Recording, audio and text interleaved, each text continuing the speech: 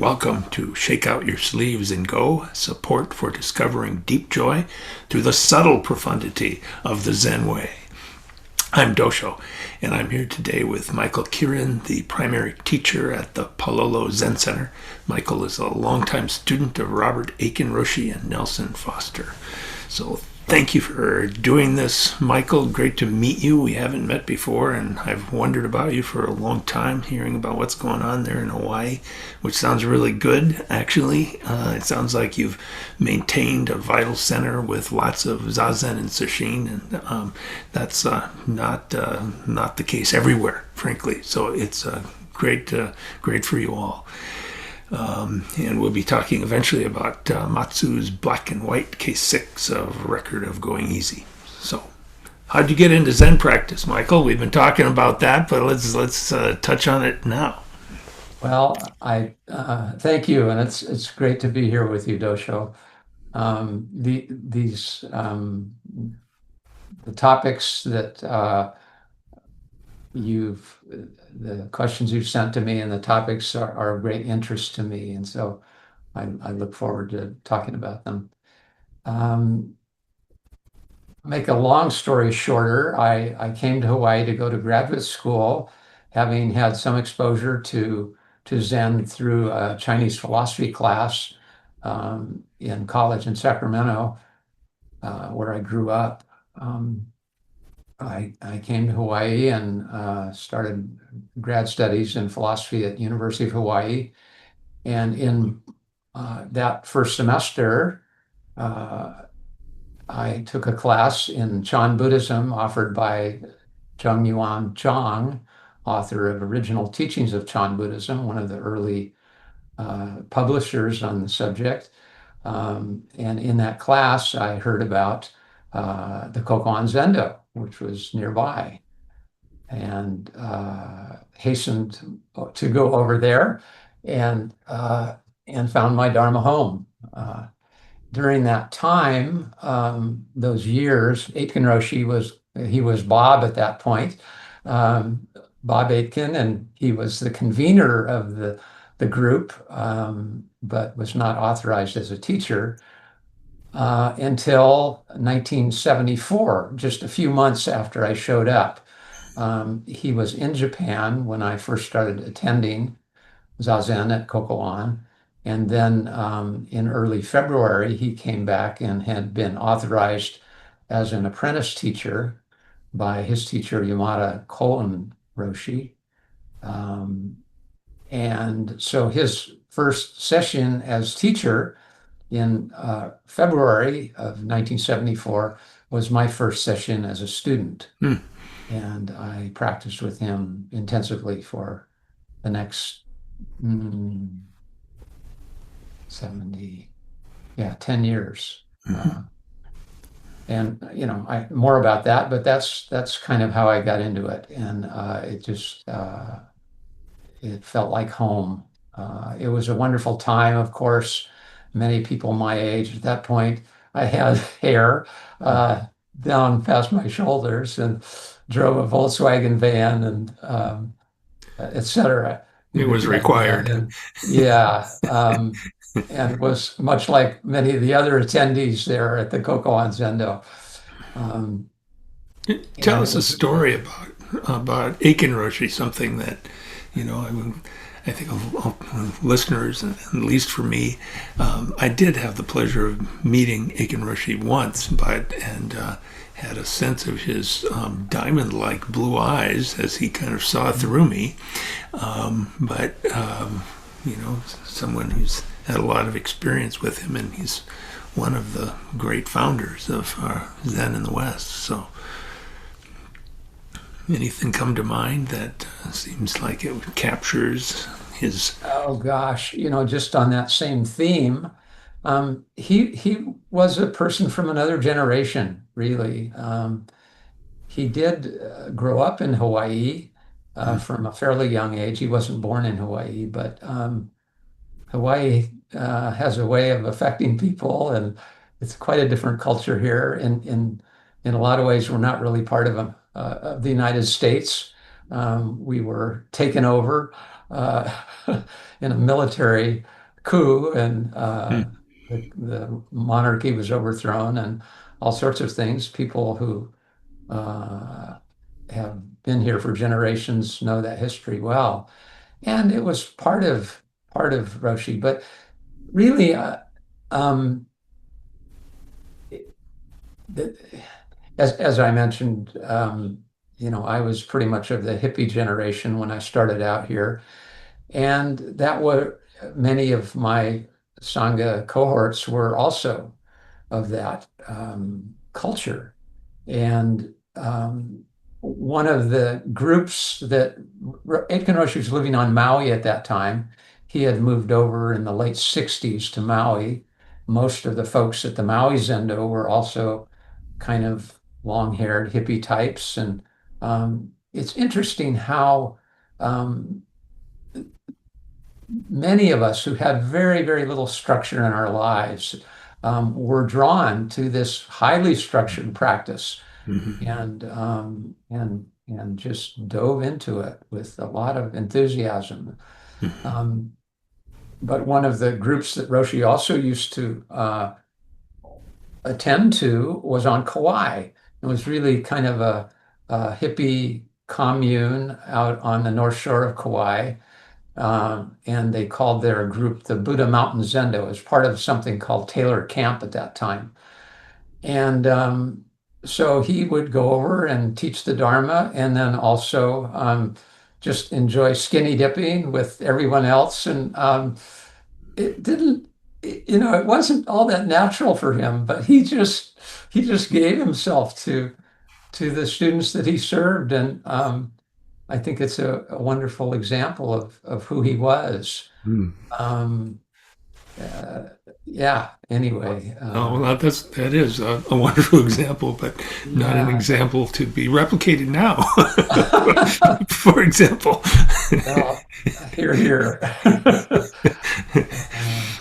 So, koan work. Let's talk about koan yeah. work generally and then talk a little about this case. So, why, there's lots of stuff that people can do when they sit down. Why koan work? Well, um, in I think a fairly traditional fashion, when I first meet a student, I ask them about their purpose. What do you, why are you doing this? This is difficult, um, and what do you hope to gain from it? And many students, of course, have heard the ideas of no gaining and all that. Mhm. And but you're not here for for no reason. So what moves you to do this? And if I hear some existential questioning or some wish for and belief in the idea of awakening, then often a koan would be appropriate for a student like that. If their purposes are more about self-improvement or psychological in purpose, then yeah, but purposes change and students change as they continue to practice.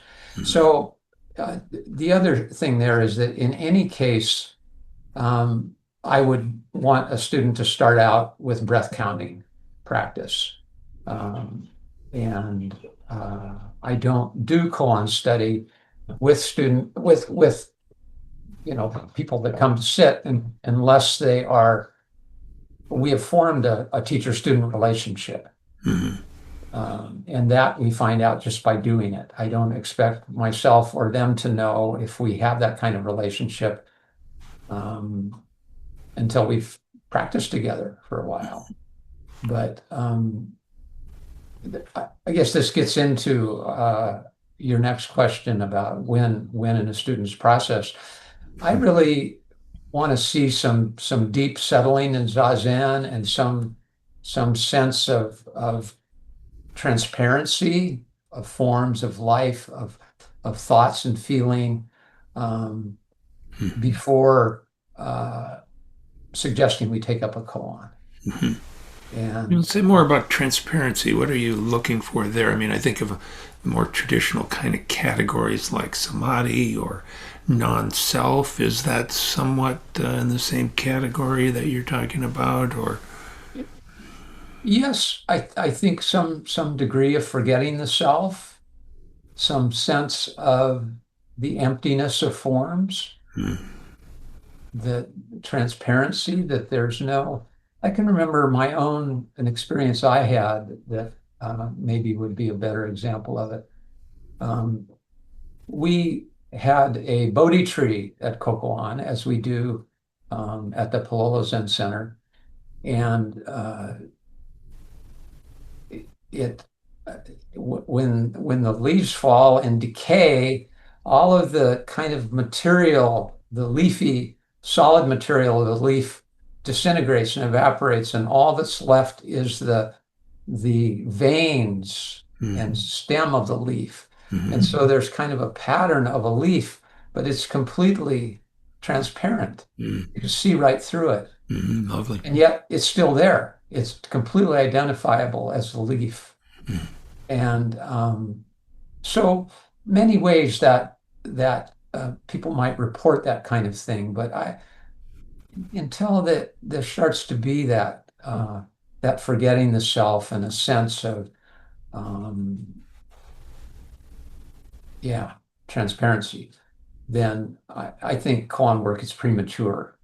It adds a dimension of complication that isn't needed Yeah. until somebody can really start to discover what Zazen is.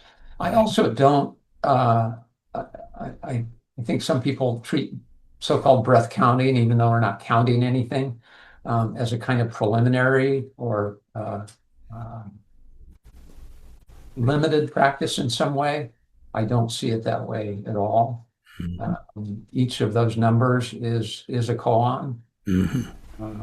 And learning how to hold the mind steady on a single thought and see again the transparency of it Hmm. um, without all the talk, without any language about it, any conceptual model of any of that, just discovering that's what uh, I think is most helpful as a foundation for koan work, Yeah, I along think with that's that important. deep questioning about what is this?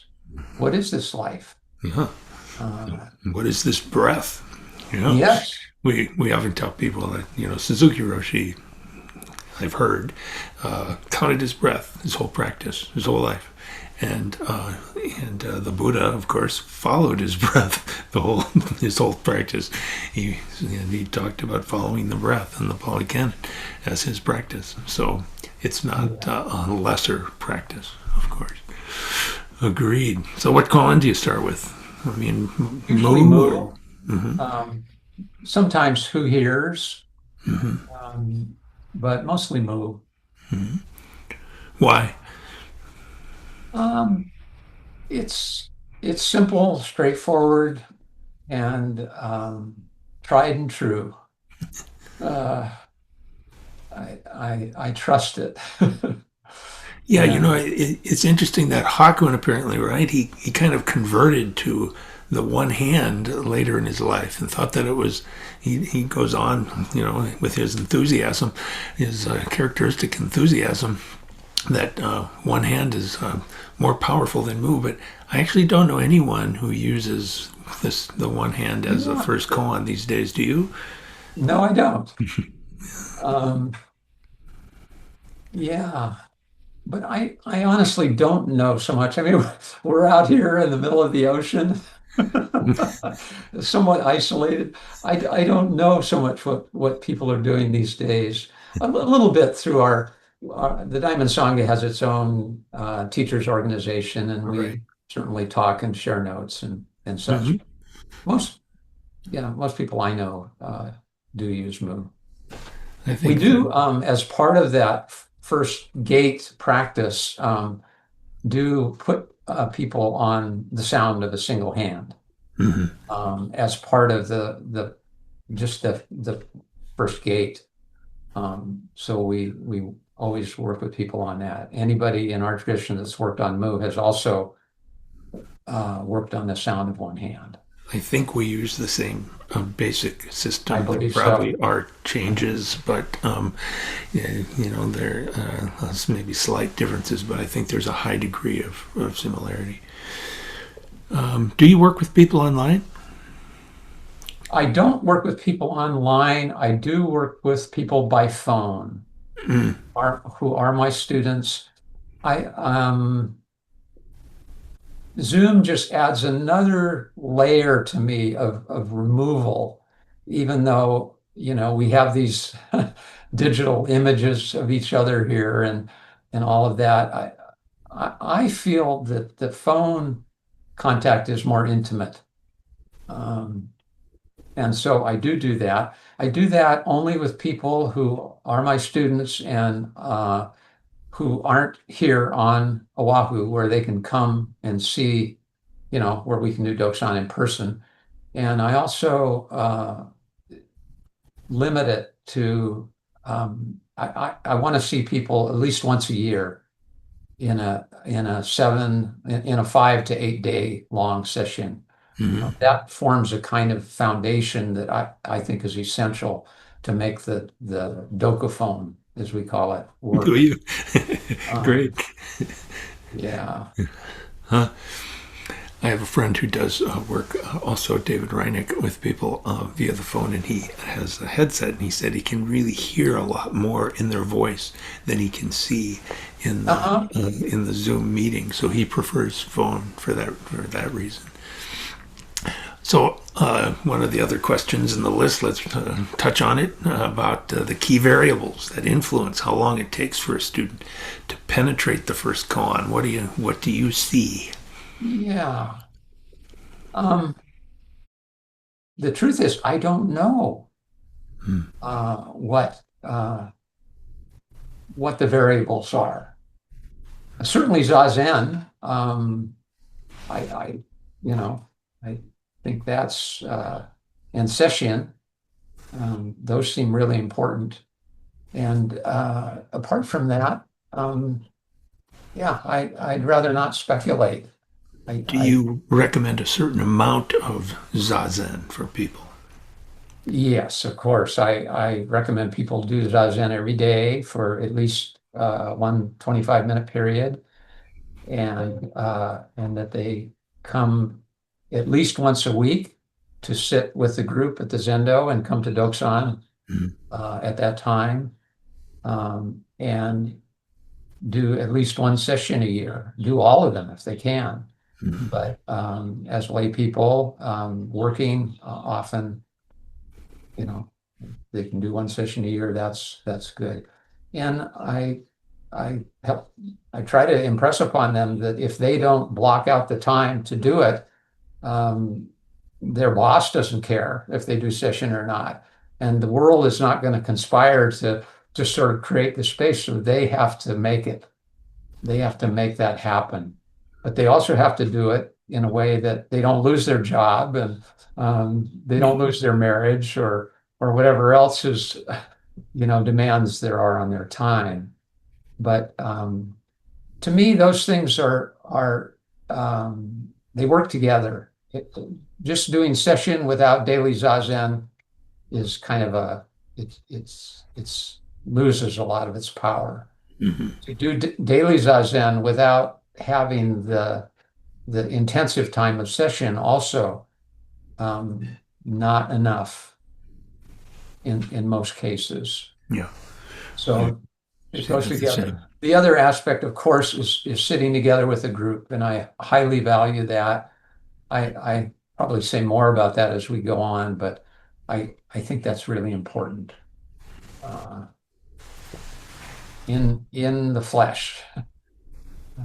Let's look at. I mentioned to you in our email, and I'll link this for people that you had a really enjoyable interview with Rick McDaniel, who's a friend, and Ah, yeah, he's done a ton of these interviews, and but I much enjoyed reading your interview, and in that interview you said the way of awakening, which leaves you nowhere to stand and is only a way I like that.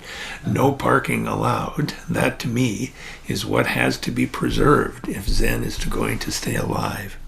And I think our tradition has a very interesting way of doing that in koan study, which can certainly become formalized and dead, but it doesn't need to. So that is a gift I've been given and that I want to give away. I don't want any of it to stay with me.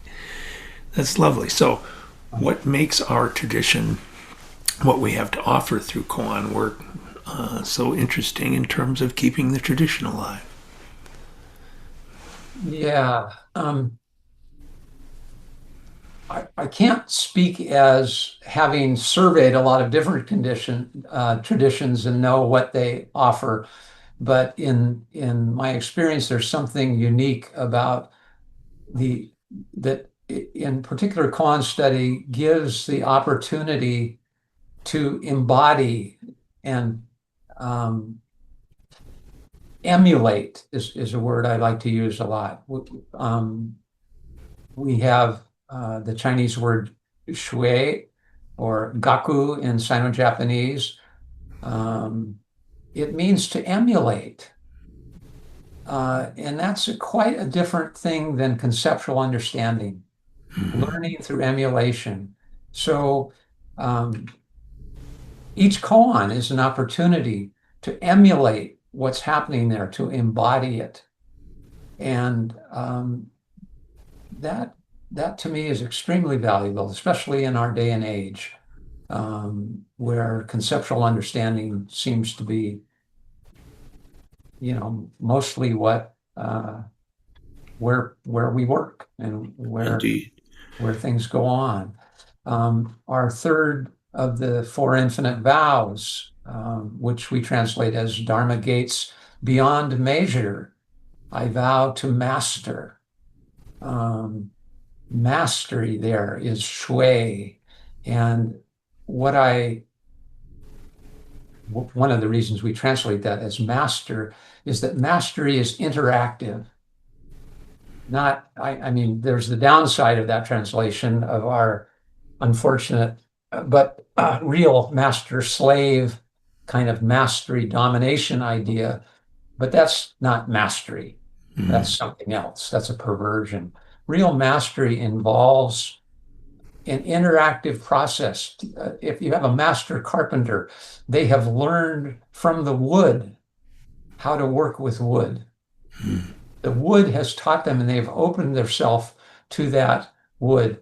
A master musician has learned from their flute or their violin what it wants, and you have to respond. So there's that. To me, that's the territory that we're in, and that Zen seemed to our early ancestors seem to understand that so well. And so each koan I see as an opportunity to do that, to get in there and be in that situation, embody it. I find that quite unique. I think so too. We've just been studying again Dogen's Bendowa, and one of the things he says there is use the past as a model for the present. And what you're pointing out is that there is the conceptual way you can do that, but there's also an embodied way that you can do that. But it means the whole gamut. Shui does from learning, studying, emulating, mastery. It's all a continuum. And so even from the very beginning, people, as Mû starts to work on them, they're learning what mastery is to be worked on by Mû. To be Mû worked is on. doing Yeah. it to me. And And so if I can then let that happen, then that seems to be part of the territory. let that happen, indeed. So you say it can become formalized and dead. So how do you see koan work going wrong? Or what's your concern there? One of the ways I hear koan study talked about sometimes is that there are answers to koans. Sometimes people speak of the various collections of cases that we study as a curriculum. like there's some fixed knowledge there that you then acquire. Oh my God. That's pretty deadening to work from that as a context. Um, I think sometimes we're not careful with our words and we just use other people's words or from other contexts. And so I'm not very interested in being, a word policeman or anything, but my concern there is more if we actually look at it and engage in it in that way. I think another way, and maybe it's related to the idea that there are answers, is as teachers, it's really important for us not to lead a student too much by our questions. Um, if we have some fixed idea in mind of what we want to hear from the student and start asking questions that are coming out of that mindset, I think that kills the process. Pulling the thread, as we say in these parts. Yeah. Kind of, Yeah. I confess, though, that I do use the phrase, especially Harada Yasutani Koan curriculum. But as an educator, former educator, I don't see, I hear what you're saying about that word and that framing of it, but I don't see a curriculum in that way. And a master teacher has to be able to use the curriculum, and not be used by it, essentially. So it doesn't have to be, the exact same order or whatever, Yep. and certainly within the koan. And yet there are sets of accepted responses, right? Well, not words, but embodiment Yeah. and response in accord with the matter of the koan. Mm-hmm. We may get to this later, but in case we don't, I appreciate the translation work you're doing, and I think it's really a great challenge to find ways to translate the tradition that don't bring in inappropriate Western concepts and baggage that are not there in the Chinese. I totally And agree. it's subtle and difficult to do. It is. Curriculum is one of those words that, and maybe, if we don't have another word, then we have to explain as we go along. I often tell my students, if you're reading work, any work in Chinese that doesn't have any footnotes, it's probably not very good. Yeah. Because there's no equivalent translation. Right. And so then what the translator does, for example, with Dogen, who, it's like in Dogen verses, I've just been working on some Dogen verses. And of course, the translator is always doing that, is projecting their understanding onto, 7 characters in a line. And so then you have to make sense out of these 7 characters. And what are you going to do? But, you can't avoid it. And yet, I think you can practice keeping it to the bare minimum. And keeping it as close to the original as you can, then it allows the reader some flexibility in how they understand it. And this is especially true with someone like Dogen, who I think is controversial in a way, because in my view, what he said is very different than how he's understood today. And so, if you do this presentism thing of looking at what he said in light of present Soto Zen, I think you miss what he's saying. And that sort of begs the question. Indeed. Yeah. So let me just the first part of the koan. We'll have this for people to see, but I'll just share this. Well, I'll say the koan. It's for a koan, it's long, right? Yes. I think it's 120 words or something. But for a koan, it's like a book.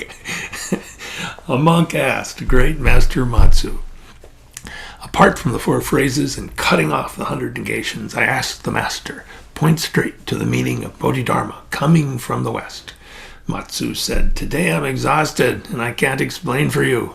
Go ask Shizhang. So the monk went and asked Zhizhong, another senior monastic there. Zhizhong said, "Why didn't you ask the venerable Mǎzǔ?" The monk said, "The master told me to come and ask you." Zhizhong, "I have a headache today. I can't explain it for you. Go and ask elder brother Huaihai," who was Baizhang, people might recognize. The monk asked elder brother Huaihai. Huaihai said, "When I reach that point, I find I don't understand yet." The monk brought this up, brought it all back, really, to Master Mǎzǔ. And Mǎzǔ said, "Zhizhong's head is white, Huaihai's head is black." One of the capping phrases, just to share one, Wansong said, "Keep at it for another 30 years. Yes. Yes. Going back and forth, back and forth. So we have in the koan this thing about the 4 phrases, 100 negations, and then, of course, Bodhidharma too. So, and many koans are like this, and following our conversation about the characters, but the characters also are speaking from this place, at least from the master's side, of most of the masters being very deeply steeped in the Buddha Dharma. So, and in the monastic culture also is part of many of the cases. By no means all, but some cases it's significant. So in this case, and many others, there's this reference to the teachings. There's often a sutra, sometimes other koans here, Bodhidharma, coming from the West. In your interview with Rick, so you feel a responsibility to maintain the tradition. And you responded, "I do, and keep it alive." Maintaining means to go beyond your teacher, to keep it alive, to keep it fresh and new, and yet to be informed by the tradition and to know the tradition. So what do you do? What do you do with students to help them be informed in the tradition? Well, it takes time. And you don't have to know it all at once. It's not a prerequisite. You jump in wherever you can, but it, I can a couple of books I think that are helpful, and probably my very likely biased opinion on them are my teacher Nelson's 2 books, The Roaring Stream, and also his more recent book, Storehouse of Treasures, Recovering the Riches of Chan and Zen. Those both really open up the tradition, and I want my students to understand that Zen is a Chinese creation. That's not well understood, and there's a lot of kind of trying to mix Zen with Theravada Buddhism, and I don't think Zen is Taoism, as David Hinton seems to think. He doesn't seem to get the Buddhist part of it. I'm with you there. Maybe if you're a Taoist scholar, then all you see is Taoism. But Buddhism was in China for 500 years before Chan developed as its own unique Chinese form. And so some understanding of Buddhist basics is important, and more as you go along is useful. I don't think a thorough understanding of Theravada Buddhism is needed to appreciate Zen. But to have some sense of the classical Chinese worldview, which is so different from our Western worldview, that we in the West tend to live in a world of material stuff, of things, and the Chinese classical view is that the world is a process. It's in process. The process ends up feeling like there's something there, but it's still primarily a process. And so the interest is in change and direction, and how is this moving, and functionality, and that sort of thing. I find that view very valuable. And I also think it's important to not set up any kind of, have to pick and choose between right and wrong. These different views complement each other. There's nothing wrong with the Western view, and there's nothing absolute about the Chinese view, but as human beings, we can learn from the part that we didn't have growing up, that we didn't absorb from our culture. We have to learn from some other way, and we err where we impose or overlay onto Zen our Western frameworks. Um, we need to, we need to be somewhat careful about that. And so I I like to agree. just raise awareness in that regard. The other thing I think that why I like, well, it's in a way just an example of the same thing. The Chan tradition, the metaphors of the Chan tradition are natural. They come from nature. They're familial. They come Mhm. from families, from social relationships. Mhm. That's how the tradition is expressed. It's not cosmic and it's not theistic. Mhm. And so, That's especially pointed in terms of this text. The Shoyoroku going through the record of going easy, I call it. yes, But and especially Hongzhi's verses. They're just incredibly, just what you said: nature, family relationships, social relationships. Like that's every verse is that really, yeah. over and over. So. You said also that you have to go beyond your teacher. So I asked the cheeky question, um, "How are you doing that then?" I don't know how I'm doing at it, but what that means to me, um, what, well, let me say first, I think I appreciate your path in taking up translation and taking up koan study after your work with Katagiri Roshi and in modern Shoto tradition and the way it's formed, not out of any criticism of that, but just to go beyond, to keep going. Um, I think you may know case 51 of the Blue Cliff Record.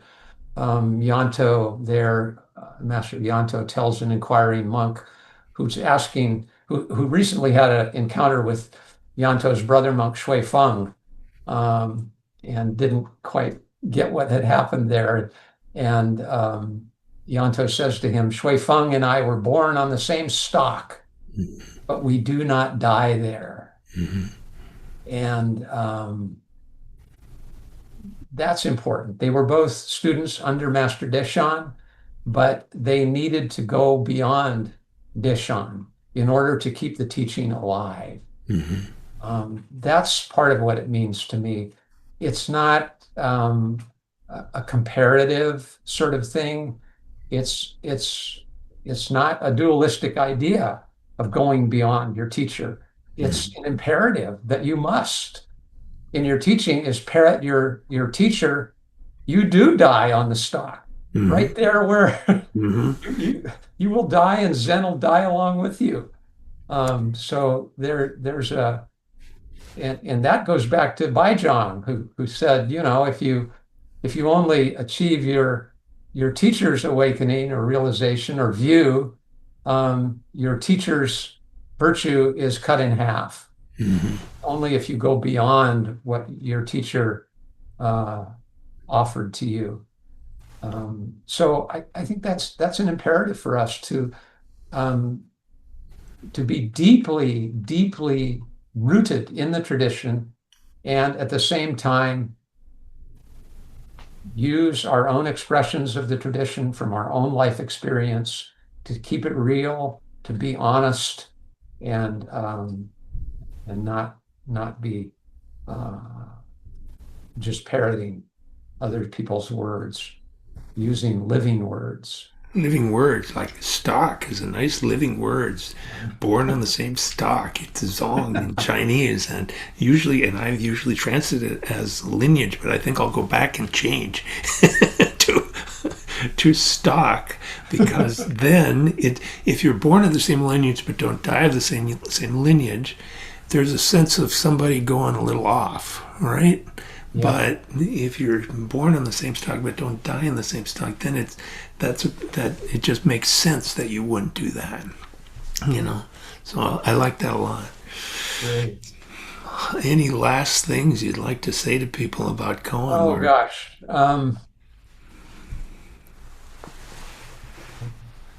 I do. Again, I come back to and I don't know who our audience is necessarily for this interview. Um, I mean, we're doing it on Zoom, and I know that there's an online component to it. I don't know if there's any other components to it, but it is to me that face-to-face work with people that I think the tradition really depends on. Mm-hmm. The Zen tradition comes to us in a monastic container, and it's been sprung from that container in the West, and I don't think that's a bad thing, but it creates a particular challenge for us in realizing the Sangha aspect of the way. The Buddha and the ancestors said there were three aspects to the way, the Buddha way, Buddha, Dharma, and Sangha. And those are completely interrelated with one another to the degree that if there's no Sangha, there's no Buddha and Dharma. It can't be that's what Buddha means.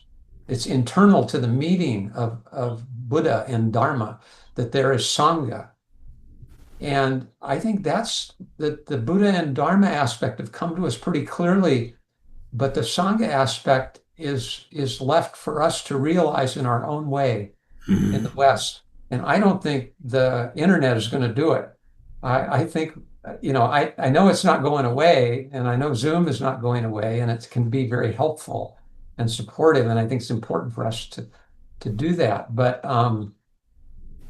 to sit with people, to practice in a social context, to try to do our best to create a place of practice that other people can come to create those collective conditions for awakening and to conspire with one another in person and how to do that. So again, the in-person functionality of it, and to deal with all of the challenges that entails. And I don't think there's anyone who doesn't have a sense of what those are. They're something to be reckoned with. Anyway, I think that's a real important part of this, and keeping it embodied. Yes. Yes. And we do both the Vine of Obstacles. We have in-person sesshin, and we do a lot of stuff online. But the two together can work. I wouldn't want to be doing just online by itself. And actually, I think one of the things that the online thing does is with the number of people that really have affinity with a teacher can be widespread with the online thing, and then coming together for sesshin. So that's our model, and it works. Yet the Sangha part that you highlight, I think, is really important and a particular challenge for Westerners, but modern people in general, where everything is being broken apart and individualized in a sense. That community Sangha aspect is huge, so I appreciate that. Closing on one note, also this is from the commentary with Mǎzǔ, and it's about Sangha. Mǎzǔ, Zhizhang, Baizhang, and Nanchuan were viewing the moon. This is something that it's a monastic form that the teacher and close students would join together and have tea and view the full moon. And Mǎzǔ said, "Just now, how is it?" And Baizhang said, "Just right for shugyo, cultivating conduct." Zhizhang said, "Just right for making offerings." Such a great full moon, such a gift. Nanchuan shook out his sleeves and left. And that's the title of our thing here. Shake out our sleeves and go. So we shake out our sleeves and go. Thank you for your time.